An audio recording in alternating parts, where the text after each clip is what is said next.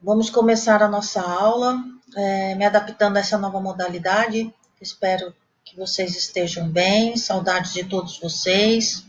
Nos veremos amanhã no Zoom, eu espero, né, para matar um pouquinho essa saudade da distância.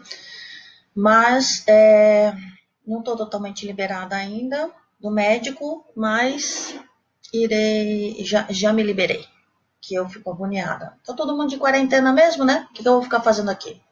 Tô sentada. Vocês estão vendo, vocês estão de prova. Não me mexi em nenhum momento. Bom, gente, vamos dar continuidade às nossas aulas. Espero que vocês estejam bem.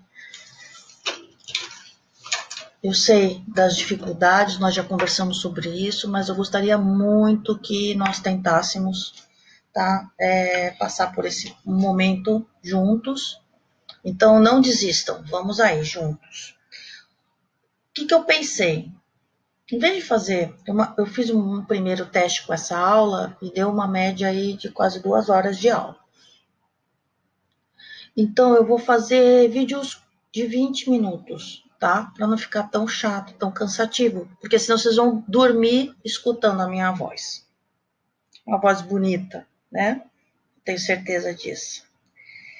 Então, eu vou cronometrar aqui, vou pegar mais ou menos 20 minutinhos de cada vídeo, aí fica mais fácil porque vocês, se vocês perderam alguma coisa, vocês voltam só naquele vídeo que vocês perderam, para não terem que assistir tudo de novo, tá? Não esquece que aí pelo Zoom também dá para você acelerar o vídeo.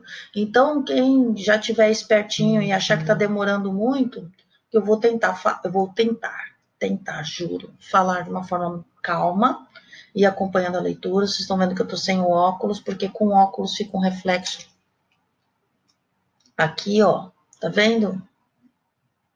Fica meio esquisito, né? Então, acho que eu vou ficar sem. Vamos ver. Se eu começar a não enxergar nada, vocês já sabem, né? Então, lê por mim. Bom, gente, olha, cabelos feitos, sobrancelha feita, unhas feitas, né? Passei hoje o dia no cabeleireiro para poder dar essa aula para vocês, né? Só que não. Mas o importante é a gente pensar positivo. É como se tivesse, tá bom? Eu acho que a gente tem que pensar assim daqui para frente. Bom, vamos começar. Deixa eu anotar aqui, que essa falação sem fim não iniciei. Pronto, aqui. Pessoal, vou fazer um resuminho para vocês rapidinho do que nós falamos, né? Porque já tem umas 2 semanas que a gente não se vê. Então, eu vou recapitular com vocês. Nossa primeira aula foi sobre prescrição e decadência, finalizando a matéria do semestre passado. E aí, a gente começou a falar sobre a teoria geral das obrigações, que é o nosso tema desse semestre, né? A teoria geral das obrigações vai dos artigos 232 a 420 do Código Civil. Tá? Nós falamos do conceito, identificamos os elementos da teoria lá no nosso primeiro slide, né, que são os elementos subjetivos, que é o credor, sujeito ativo, e o devedor, sujeito passivo. Lembra, subjetivo está sempre ligado às pessoas. Nós falamos também, identificamos elementos objetivos, né, que é o objeto o conteúdo, que é a obrigação de dar, fazer e não fazer. E também o elemento imaterial, que é o vínculo, né, que é o débito à responsabilidade. Lembra que quando a pessoa não paga, gera uma responsabilidade, e essa responsabilidade dela, ela paga como? Com o patrimônio. Tudo bem? Depois nós fizemos a classificação das obrigações, falamos das prestações, né, a obrigação de dar, fazer e não fazer, e as regrinhas dessas prestações. Depois nós falamos sobre a complexidade das prestações, se elas eram simples ou complexas. Simples é um pagamento à vista, tranquilo, né? E a complexa a gente falou sobre a cumulativa com a conjunção e, eu tenho que cumprir todas, né? Essa e essa e essa. E nós falamos sobre a alternativa, que é a conjunção ou eu cumpro uma ou outra. Depois Nós fizemos a classificação quanto a composta subjetiva, que queria dizer o número de pessoas, o número das partes, e aí nós falamos da solidariedade passiva, solidariedade ativa, e passei com vocês todas aquelas regrinhas que estavam lá nos artigos. Lembrados? Depois, a nossa última classificação foi o objeto, né? O objeto divisível e indivisível, onde, obviamente, que o que vai implicar em problemas aí para a gente é o objeto da prestação indivisível, desde que tenha mais credores ou devedores, mais de um credor ou mais de um devedor. Lógico, se eu tenho um boi para reprodução, objeto indivisível. Se eu tenho apenas um credor e um devedor, é só eu entregar aquele boi, né, para aquele credor. Só eu, devedor, entregar o boi para o credor. Mas o que vai nos causar problema aqui no direito é quando eu tenho vários credores ou vários devedores e eu tenho um objeto indivisível nessa prestação. Colocamos lá as regras, trabalhamos também uma por uma dessas regras, tá? E hoje nós vamos falar o quê? Nós vamos falar sobre o adimplemento da obrigação. Vamos começar aqui com o nosso slidezinho. O adimplemento da obrigação. O objetivo da nossa aula aqui vai ser o quê? Reconhecer a última etapa do ciclo de vida da obrigação, identificando os elementos funcionais do pagamento. Pessoal, a última etapa do ciclo de vida da obrigação é o pagamento, né? Olha só o que diz aqui o Carlos Roberto Gonçalves. Ciclo vital, um ciclo de vida, ó. As obrigações têm também um ciclo vital. Nascem de fontes diversas, como lei, que tá errado, como lei, o contrato, as declarações unilaterais e os atos ilícitos. Vivem e desenvolve-se por meio de suas várias modalidades, dar, fazer e não fazer, e finalmente extingue-se. A extinção dá-se em regra pelo seu cumprimento. Então, o que ele quis dizer aqui? Que a obrigação também tem um ciclo de vida, né? Ela nasce, as obrigações nascem de várias fontes. Então, uma das fontes é a lei. A lei, qual uma obrigação que nasce da lei? É a fiança. O contrato de fiança é uma obrigação que nasce da lei, tá? Depois, o contrato é uma outra fonte da obrigação. Então, contrato de locação, contrato de empreitada, contrato de prestação de serviço, certo?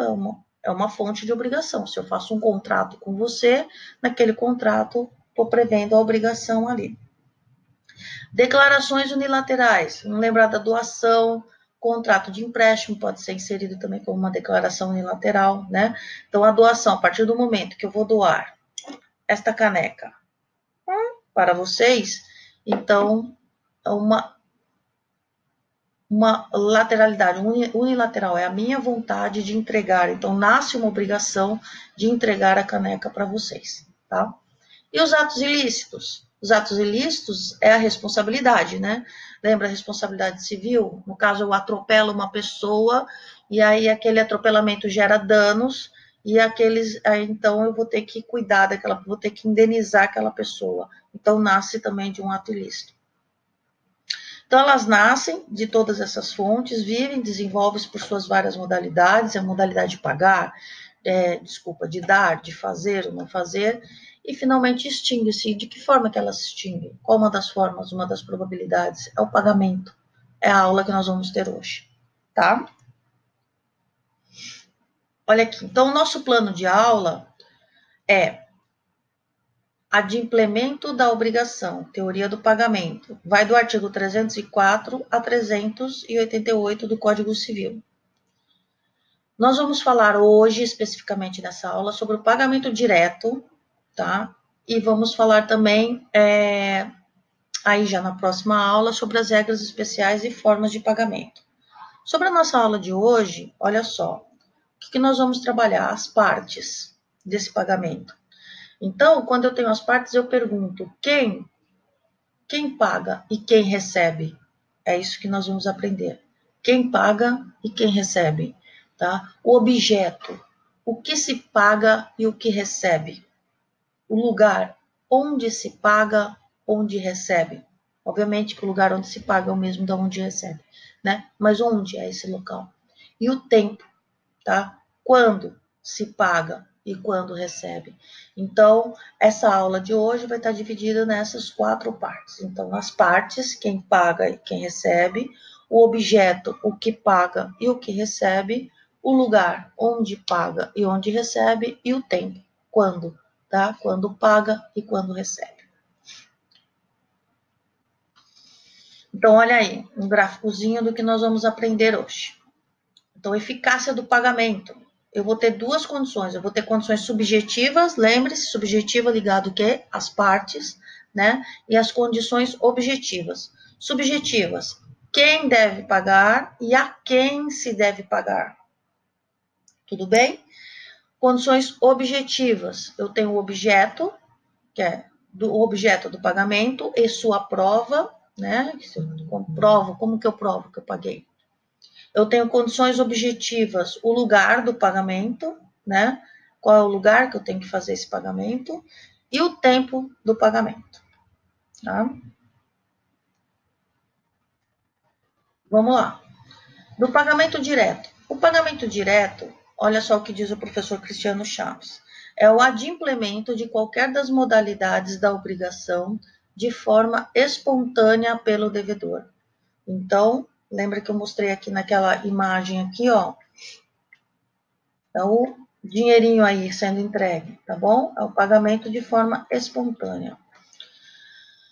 Compõe-se o pagamento de 3 elementos fundamentais, de acordo com o Cristiano, não, aí é o Pablo Stouze. Olha só, o vínculo obrigacional, causa ou fundamento da obrigação. Então, se eu tenho um contrato de locação, eu tenho um vínculo decorrente daquele contrato de locação. E quais são os obrigamentos? E quais são as obrigações ali inseridas? Outro, sujeito ativo do pagamento. Aqui a gente tem que tomar um cuidadinho. Deixa eu puxar eu para cá. Olha só, sujeito ativo do pagamento. Fica bem espertinho aqui. O sujeito ativo do pagamento, quem é? É o devedor, o solvens. Quem que é o sujeito ativo do pagamento? É aquele que tem que pagar. Quem é que tem que pagar, gente? É o devedor. Também conhecido como solvens, tá? Olha só, que é o sujeito passivo da obrigação. Lá na teoria da obrigação, no começo do semestre, quando a gente falou da teoria, quando nós identificamos os elementos subjetivos, o que, que nós falamos? Que o devedor, ele é o sujeito passivo da obrigação. Na teoria do pagamento, ele é quem paga, ele é quem tem que pagar. Então, ele é o sujeito ativo na teoria do pagamento, tá? E o sujeito passivo, na teoria do pagamento, no pagamento, é quem recebe. E quem vai receber é o credor, tá? O devedor paga e o credor recebe. Então, também conhecido como acipiens, que é o sujeito ativo lá na teoria da obrigação. Coloquei aqui um quadrinho para vocês com essa dica para vocês ficarem espertinho, tá bom?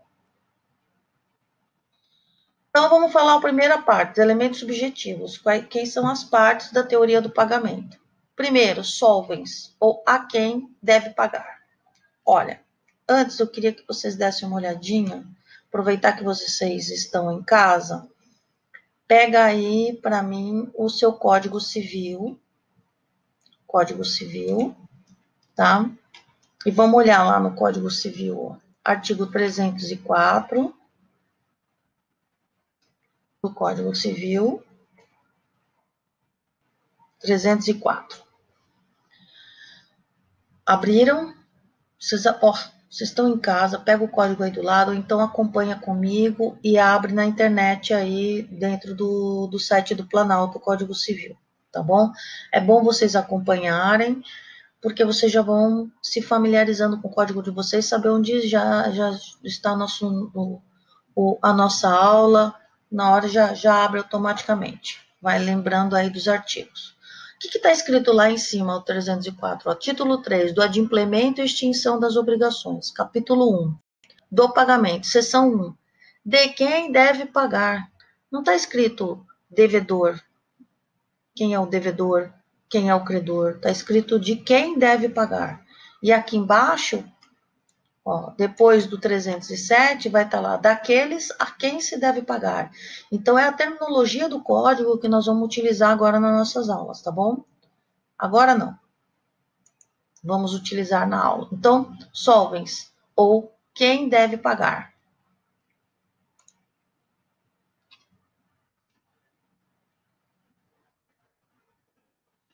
Os solvens.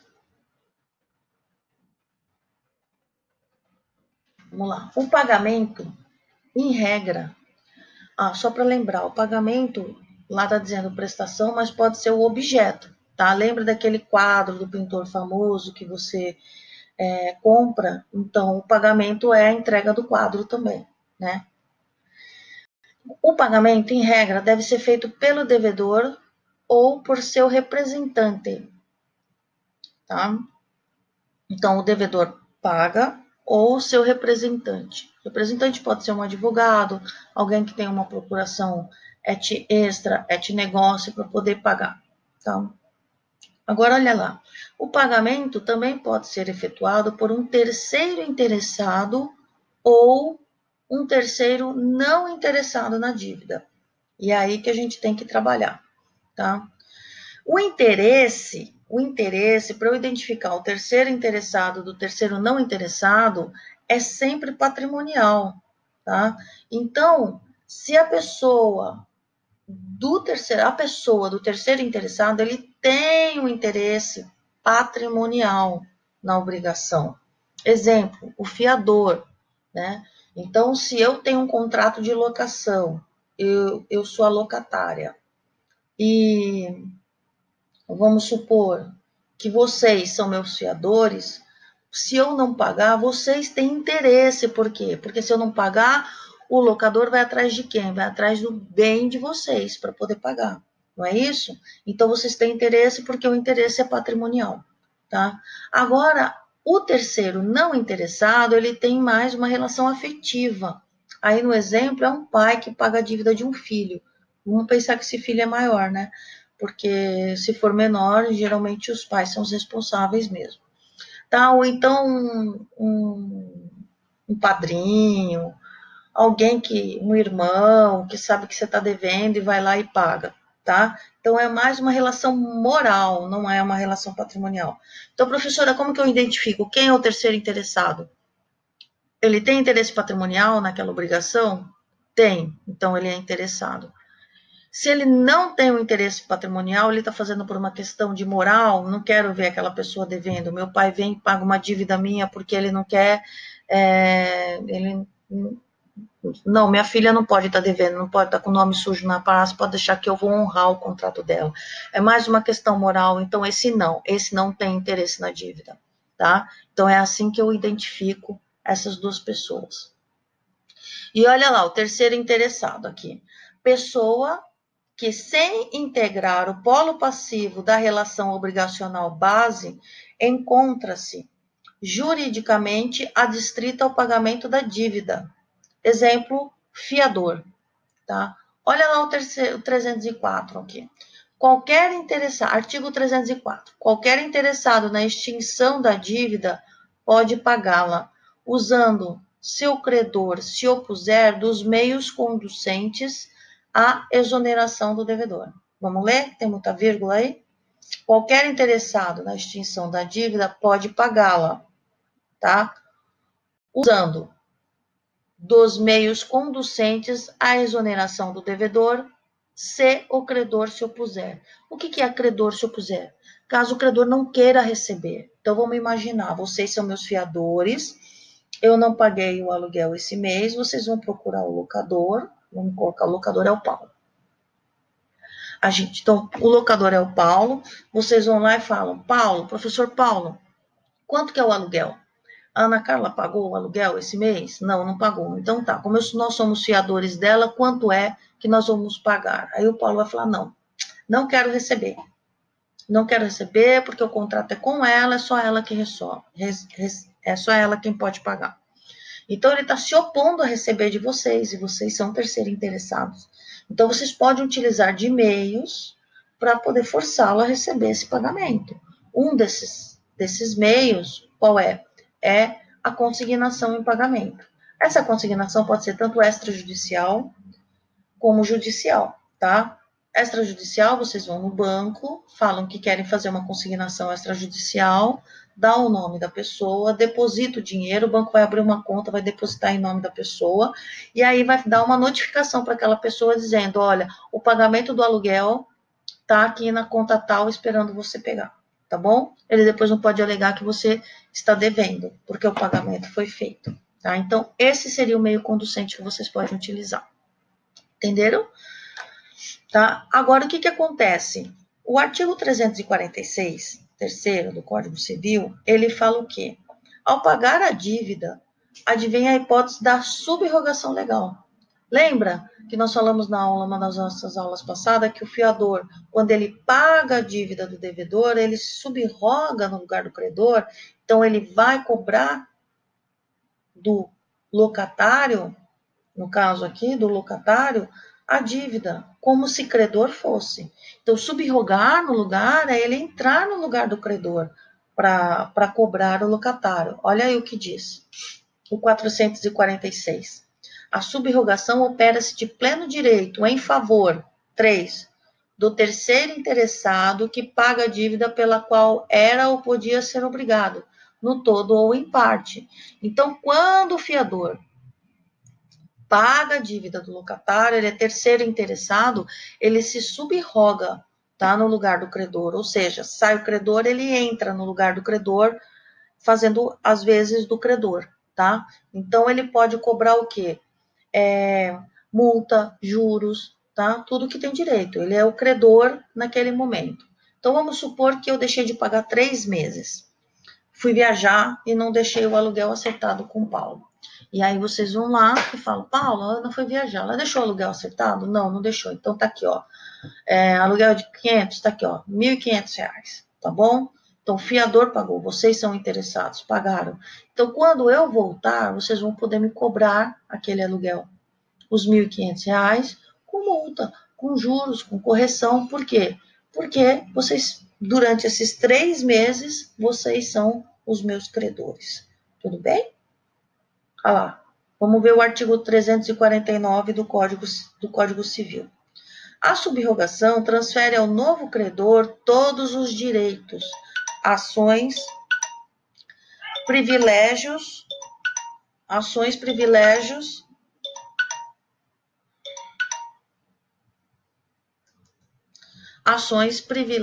e garantias do primitivo em relação à dívida contra o devedor principal e os fiadores. Tá? Então, aqui ele se subroga com interesse em todas as ações, privilégio, garantia em relação ao primitivo. Tá? Então, tudo que precisa pagar, multa, juros, o terceiro interessado, ele fica no lugar do credor, então ele tem todos esses privilégios, mesmos privilégios do credor. Tudo bem? Bom, aqui deu para mim 20 minutos, eu vou parar esse vídeo e a gente continua na próxima aula, então, o próximo vídeo falando do terceiro não interessado, tá bom?